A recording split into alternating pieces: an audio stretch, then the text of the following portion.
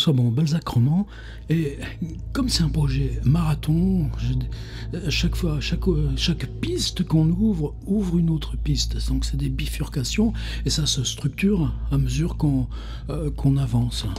C'est un problème? Non, non, c'est pas un problème, c'est le contraire. Juste, on va se donner le temps et laisser aussi venir des choses. Alors, il y a des choses qui sont extrêmement, j'allais dire, centrales. Évidemment, qui sont tout près là, du volcan intérieur, là où naît l'écriture. Ce sera le seul critère, qu'on n'aille pas chercher l'anecdote ou des choses comme ça, mais là où, de toute façon, si on prend ce tout petit point, on arrive à rendre énonçable le rapport à l'invention d'écriture. Et il y a donc autour là, de ce point le grand cercle des lecteurs de Balzac. Ils peuvent être des lecteurs majeurs en ce qu'ils changent notre rapport à l'œuvre. C'est le cas, évidemment, de Marcel Proust. Mais un autre monument majeur du XXe siècle. Prenez le livre Faulkner à l'université. Est-ce que Faulkner connaît Balzac? Bien sûr, Dostoïevski. En plus, il a traduit Balzac. Et la littérature ne s'invente pas cette idée de volcan en dehors de son propre magma. Kafka est un fou de Dickens, un fou de Tchekhov. Tchekhov était un fou de Balzac. Mais Kafka a Balzac. Dans les conversations avec Gustave Janouch, est-ce qu'à un moment donné, ça parle de Balzac? Non. Est-ce que dans les lettres à Felice, à un moment donné, ça parle de Balzac? Non. Est-ce que dans les notations de lecture? Oui, à un moment. Mais c'est un truc parce qu'il est en train... on lui a recommandé une histoire de Balzac, mais ce voyage ne lui plaît pas. Et la réflexion, c'est de dire que... Alors, même là, ce récit de Balzac, c'est un récit bref, et alors peut-être La peau de chagrin, je ne sais pas, parce que c'est le récit bref le plus connu, en tout cas qui peut circuler comme ça en traduction. Il dit, même le Balzac... je ne suis pas arrivé à l'aimer. Mais attention, il dit bien à cause du voyage. Fait que Balzac est quand même présent. Et on est en octobre 1910, quand Kafka prend le train avec Max Brod, son inséparable, et Otto Brod, le frère de Max Brod, et tous les trois jeunes pragois, bah oui, il a 20 ans, s'en viennent à Paris. Et on a ce journal de voyage à Paris qui est, vous savez, dans l'édition donc, qui était celle préparée par Max Brod, qui a été traduite en 1954 par Marthe Robert. Moi, c'est mon 3e exemplaire, mais je les ai assez suffisamment montrés. Et dans ce voyage à Paris, en cherchant les traces de Balzac, voilà. Alors c'est pour ça que je vais appeler cette rubrique « Curiosité ». Alors, des curiosités, il y en a déjà d'autres. Par exemple, j'ai découvert hier le rapport de Balzac à sa grand-mère maternelle. Mais moi, je n'avais jamais réfléchi que Balzac pouvait avoir une grand-mère. Et alors, évidemment, on ne peut pas faire des grandes vidéos là-dessus. C'est pas celles, elles ne vont pas manquer, ne vous inquiétez pas. Mais se dire, si on prend ces petites curiosités, alors qu'est-ce qui s'est passé dans ce journal de 1910? On va aller le voir un petit peu directement là, en version scannée PDF. Alors évidemment, c'est un régal parce que c'est quoi le rapport avec l'écriture? C'est-à-dire que Kafka forge dans le réel et par le réel ce rapport au fantastique par la netteté et la précision de la représentation qui va lui permettre d'inventer son œuvre même. Mais dans cette confrontation à la note de voyage, ce qu'il cherche et ce qu'il trouve, c'est ce qui signera plus tard sa façon d'aborder le réel. Presque aphoristique, tenez, ordinateur. Tous les Français avec lesquels on entre en contact s'efforcent de corriger vos fautes de français, au moins provisoirement. Des portraits, jeunes prêtres mal rasés, accompagnés d'un commis voyageur en carte postale, qui exhibe des cartes attachées par paquets de 12, sur lesquelles le prêtre fait des commentaires. Un peu influencé par la chaleur, je le regarde avec tant d'insistance, là oui c'est Kafka, que je finis par marcher à plein talon sur sa soutane. « Niente » dit-il, c'était un Italien. assis à l'intérieur, etc. Ils arrivent, il va se falloir trouver un hôtel. Quant au choix d'un hôtel, nous semblons conduire la voiture avec la même incertitude, la menant dans une rue latérale pour la ramener ensuite dans la grande artère, et ça, au milieu du trafic matinal de la rue de Rivoli, au voisinage des Halles. Début des malentendus parisiens, alors, tout ça, c'est l'importance aussi que Kafka donne au corps. Il écrit l'histoire de son corps, là, dans son voyage. Les cafés biards, qu'est-ce qu'on commande? Les cafés noirs, lui il veut du lait, évidemment, et c'est comme ça qu'il tiendra par rapport à la tuberculose. Boire des verres de lait, en faire avec les fruits, quasiment son seul aliment. Et ce passage, par exemple, en voyant les petits bars qui jalonnent la ligne de chemin de fer de Versailles. Donc, Kafka, Brod et Otto Brod sont allés visiter le château de Versailles. Est-ce qu'il nous dit quelque chose, quoi que ce soit, du château de Versailles? Non. Mais, en voyant les petits bars qui jalonnent la ligne de chemin de fer de Versailles, on a l'impression qu'il serait facile pour un jeune couple d'ouvrir un bar de ce genre, mener ainsi une vie agréable, intéressante, dépourvue de risques, et qui ne serait fatigante qu'à certaines heures de la journée. On trouve même de ces petits bars bon marché sur les boulevards où ils sont groupés dans l'ombre à la pointe d'un pâté de maison qui s'insinue comme un coin entre deux rues.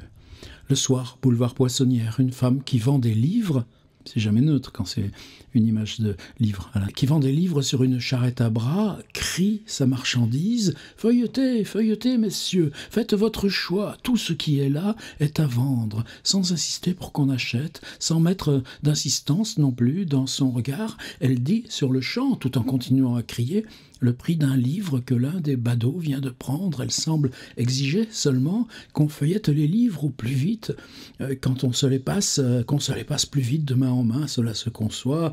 Quand on voit certaines personnes, moi par exemple, et là encore Kafka, soulever lentement un livre, le feuilleter lentement, ça et là, et le reposer lentement pour finir par s'éloigner lentement. Et Balzac est le 19e siècle français, qu'est-ce qu'il achète à Paris ? Et vous savez qu'il va être obligé d'écourter son voyage parce qu'il aura des crises de furoncle. Donc les deux, Max et Otto Brod, vont rester à Paris. Et lui va se rapatrier sur Prague. Mais il ramènera quoi? Il s'est acheté une chartreuse de Parme en français. Est-ce que Franz Kafka est capable de lire Stendhal dans le texte? Certainement pas. Mais sa fascination pour la chartreuse est telle qu'il se ramène un exemplaire en français, comme moi j'ai mon Kafka en allemand, et pourtant j'arrive pas non plus à le lire, en tout cas couramment. Donc Stendhal et pas Balzac, ben, peut-être il y a ça, mais justement comme il y a Stendhal, il y a forcément aussi derrière Balzac, encore là, les livres sur les étagères, un moment d'attente sur les Champs-Élysées. Et attendez, avant de revenir à ce passage-là où Balzac est nommé, ils vont à l'opéra comique. Comment tu donnes un pourboire à l'ouvreuse? Ce sera ça son problème. Et un petit peu après, alors évidemment, c'est à cause de ça que ce journal, tout le monde, journal de Paris, la scène du bordel. Bah ouais, la scène du bordel, qu'est-ce que tu veux? Ils sont trois jeunes gens pragois, et ben ils vont profiter des ressources parisiennes et de la différence entre les bordels parisiens et les bordels pragois, bordels organisés rationnellement sur toute la façade de la maison. Les hautes fenêtres sont cachées par des jalousies propres. Au lieu d'un homme dans la loge du concierge, une femme correctement habillée, etc. Mais ça, vous le connaissez, ce passage où vous le retrouverez. Je reviens à ce passage que justement, j'avais cherché Balzac, et en tombant sur Balzac, en cherchant... J'avais cherché Balzac et c'est la seule occurrence du mot. Mais, c'est pas rien. Les chambres d'hôtel qu'on peut prendre en 1910, il n'y a pas de douche, en tout cas pas avant 1924-1925. Donc tu vas, mais Balzac y allait aussi, dans les établissements de bain. Les établissements de bain datent, là, il y en avait des... Enfin, Balzac, très souvent, on parle, en tout cas plus dans la correspondance. Quand il est à Marseille, il reste 5 jours à Marseille en attendant de prendre le bateau pour la Corse. Il a un hôtel qui paye rien du tout. Il y a des puces. Ben, heureusement, on peut aller au bain. Alors, Kafka et les deux brodes vont au bain. Coin, les gens sont debout sur les marches, se lavent soigneusement avec du savon autour d'eux. L'eau de savon est immobile. En regardant par les fentes qui donnent sur le fleuve, on voit passer quelque chose. Ce sont des bateaux à vapeur. Ces établissements de bain, ils sont sur des chalands, sur la Seine. Le plaisir de nager, la pauvreté du plaisir que ces gens prennent à nager. Lui, c'était le contraire. Et là, nous demandons où se trouve le musée Balzac. Un joli garçon qui a les cheveux gonflés dans l'eau nous explique que nous voulons sans doute parler du musée Grévin, musée de figures de cire. Complaisant, il se fait ouvrir sa cabine, rapporte un petit guide, ce doit être un cadeau de Nouvel An fait par un quelconque établissement, et n'y trouve pas le musée Balzac. Comme nous avions prévu ce résultat, nous ne cessions de le remercier intérieurement, le priant instamment « Non, arrêtez de chercher. » L'adresse ne se trouve pas non plus dans le bottin. Et là, tout d'un coup, encore, bifurcation. Est-ce qu'ils sont allés au musée Grévin? Non, mais nous, on va y aller. Musée Balzac qui aurait existé à Paris en octobre 1910. Eh bien, on va aller voir. Maison Balzac, rue Renoir.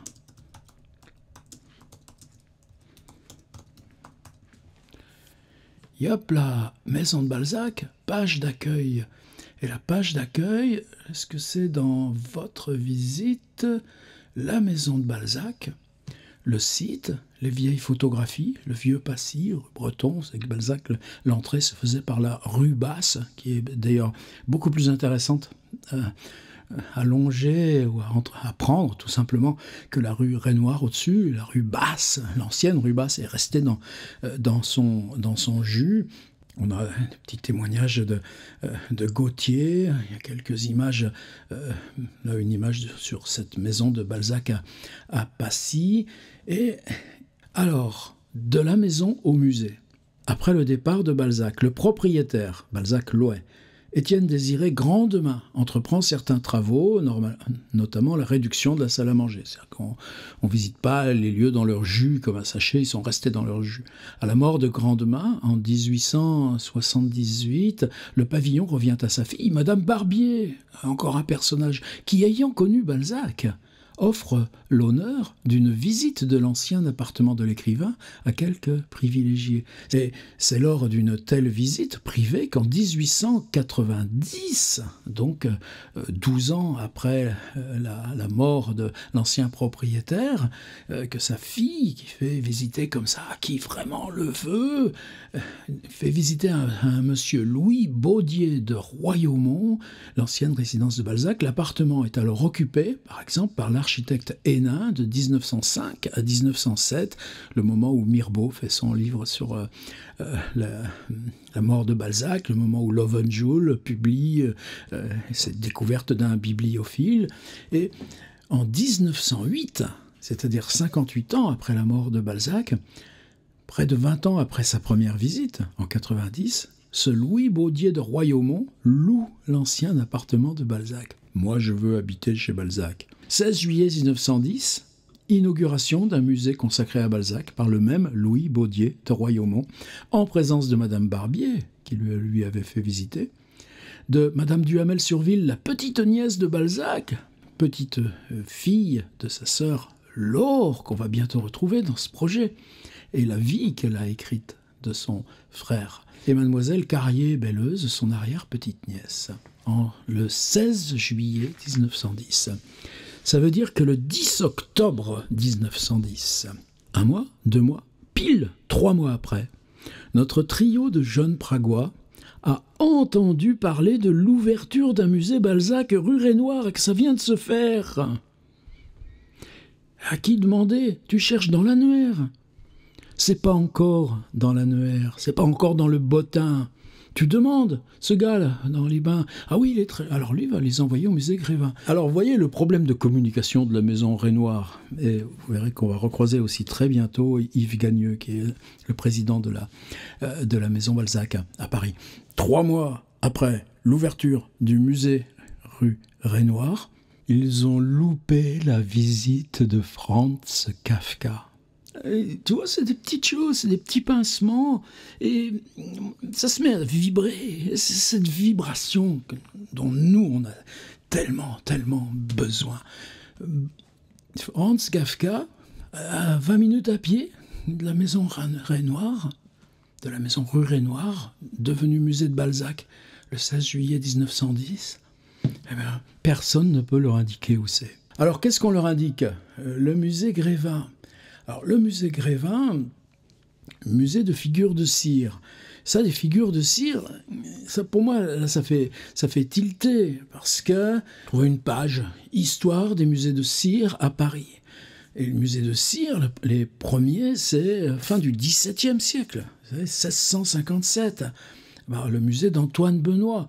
Et évidemment, ça va un peu végéter au XVIIIe, sauf le Bernois Curtius, ou probablement Kurz. Et là, moi, ça m'amuse aussi, parce que un des plus beaux livres, en tout cas, je considère une bascule majeure dans les études balsaciennes, c'est le livre de Ernst Robert Curtius, son Balzac de 1923. C'est le même nom, évidemment, il n'y a rien d'autre à voir, mais c'est le nom Curtius qui était ce musée des figures de cire qu'on trouve évoqué plusieurs fois dans Balzac, et en particulier dans le colonel Chabert. Or, le colonel Chabert, c'est quoi ? C'est cette figure-là qui sort du monde napoléonien, qui revient d'entre les morts, et à quoi pensent là les bons hommes de l'étude de notaire ? Ils pensent à une figure de cire du cabinet Curtius, et ça tourne en plaisanterie, c'est-à-dire le gars qui a perdu son pari, il veut les emmener au spectacle. On va aller faire une visite du cabinet Curtius. Et là, oui, mais un cabinet de figures de cire, si c'est immobile, est-ce que c'est un spectacle ou non ? Oui, c'est un spectacle. Ce sont des choses y représentées autrement qu'on montre. En ce sens, c'est un spectacle. Mais est-ce que c'est du théâtre ou cabaret, opéra ? Non. Voilà. N'empêche que le musée de cire, le cabinet de cire, pour Balzac, c'est quelque chose évidemment, de parfaitement vivant, existant. Alors il y en a d'autres, cabinet de cire d'Orcy, le musée Hartkopf en 1865, là on est déjà après Balzac, le musée français, et en 1881, alors les techniques de Madame Tuffeau, celles utilisées à Londres, elles sont déjà dans le cabinet Curtius. Mais ouvre en 1880 le musée Grévin, et si on cherche, si je cherche musée Grévin images, musée Grévin 1910, mais je vous dis c'est gratuit puisque Kafka n'y est pas allé. On va chercher en ressources images. À quoi ça ressemble ? Eh bien c'est des scènes, on compose des scènes photographiques. C'est pas les personnages, c'est les personnages mis en situation. Si on en cherche d'autres, on a, par exemple, dans une scène de salon au XIXe siècle, mais on va retrouver cette scène-là, par exemple, à l'opéra comique, les coulisses de l'opéra, le foyer et la danse, et on a Napoléon Bonaparte à la Malmaison. Et alors là, moi, c'était ça la question tout d'un coup. Est-ce que donc... puisque le garçon de bain leur dit « Vous voulez Balzac, allez au musée Grévin », est-ce qu'il y avait une figure de cire de Balzac au musée Grévin ? Alors évidemment, qu'est-ce que j'ai fait ? Je suis allé sur le site du musée Grévin. Et sur le site du musée Grévin, plus de 220 personnalités. C'est classé par ordre alphabétique. J'ai regardé, tu vois, il y a Guillaume Apollinaire, il y a Charles Aznavour, et une nouveauté 2024, Astérix. Là, tu descends à B. Brigitte Bardot, les autres, je les connais pas trop. Joe Biden, Stéphane Bern, Napoléon Bonaparte, t'as toujours le droit d'y être. Est-ce que vous voyez un Balzac là-dedans ? Il n'y a pas de Balzac. Alors, je me suis baladé un petit peu, je suis descendu à la lettre C, la personne que je connais, Dagobert, Salvador Dali, Leonardo DiCaprio, Michel Drucker, Ariel Dombal. Faut dire, l'autre jour, j'y suis passé, j'avais besoin de reprendre l'air de ces passages de Paris, et on y est passé devant l'entrée du musée Grévin, ça donnait pas tellement envie d'y entrer. Il y a le pape, il y a deux François, à la lettre F, Claude François et le pape François, et Louis de Funès, plus François Ier, Père Fouras, ça nous en fait. Pendant un temps où je m'étais un peu lancé dans TikTok, ouais, ce Père Fouras, Foura2CE. Bon, laissons tomber. Charles de Gaulle, Antoine Griezmann, et je me suis aperçu qu'il y avait quand même des écrivains. Et ben justement, Franz Kafka est au musée Grévin. C'est-à-dire qu'imaginez que Franz Kafka, en 1910, avec les deux frères Brod, aille au musée Grévin, il se serait vu lui-même. Et alors là, il l'aurait mis dans le journal. Il aurait mieux fait d'y aller. Il ne savait pas qu'il y était, au musée Grévin. Lady Gaga, et si on descend encore, après Louis XI, Louis XIII et Louis XVI, qu'on remonte le temps, Louis XIV, Louis XIII, il en manque, ils ne sont pas allés beaucoup plus loin, eh bien, on a encore Marsupilami, et on a évidemment même loupé Léna Mafouf, dite Léna Situation, qui a offert son propre bureau au musée. Elle a fait une vidéo là-dessus. C'est pour ça que je croyais que Balzac pouvait y être encore. Ben, on a encore Marcel Proust. Donc déjà, vous avez Kafka et Proust. Ils auraient pu garder Balzac. Et là, je lance un appel. Ça sera ça aussi, les curiosités. C'est quoi mon appel? Mon appel solennel. En l'honneur du voyage de Kafka à Paris en 1910, quand ils veulent aller voir ce musée Balzac juste ouvert et qu'ils ne trouvent pas l'adresse. Personne ne sait leur indiquer, c'est pas dans le bottin. Le musée Grévin, s'il a quelque part une cave, un entrepôt, là, quelque part en banlieue, où ils gardent les anciennes figures de cire, est-ce que quelqu'un peut m'aider pour leur écrire et leur dire, plutôt que ça serve à rien, je vous rachète votre figure de cire Honoré de Balzac. Vous avez assez de monde, vous avez fait votre choix. Et moi, Balzac, je veux l'asseoir là, dans mes vidéos. Si vous avez des pistes, tuyautez-moi. Puis si je m'en sers plus, ben je le réoffrirai là. À la belle maison de Balzac, rue Renoir. C'est tellement important, symboliquement, qu'on ait ça. Voilà, juste une petite curiosité concernant Kafka, concernant le musée Balzac à Paris, où Kafka aurait pu s'y rendre, aurait pu se rendre. Ce Balzac qui a dû figurer au programme du musée Grévin et en a été rejeté. Et là, on se retrouve bien, là, dans le cœur de ce projet Balzac roman. Tu vois, Balzac. C'est pas que tout le monde s'en fout, et que moi, là, je veux dire, waouh, Balzac. Ça, on est quelques-uns à le partager. Hein. Vous avez vu, là, sur Facebook, j'avais mis un petit truc. C'est quoi votre premier souvenir de Balzac? Oh, quel courant d'air, chouette, merci. Mais se dire, tu vois, pour nous, là, voilà ce qu'est devenu le monde, là, tout autour. Voilà ce qu'est devenu le musée Grévin. Eh bien nous, pour nous, ce qui compte. Et ces curiosités, rien que pour ça, elles vont nous aider.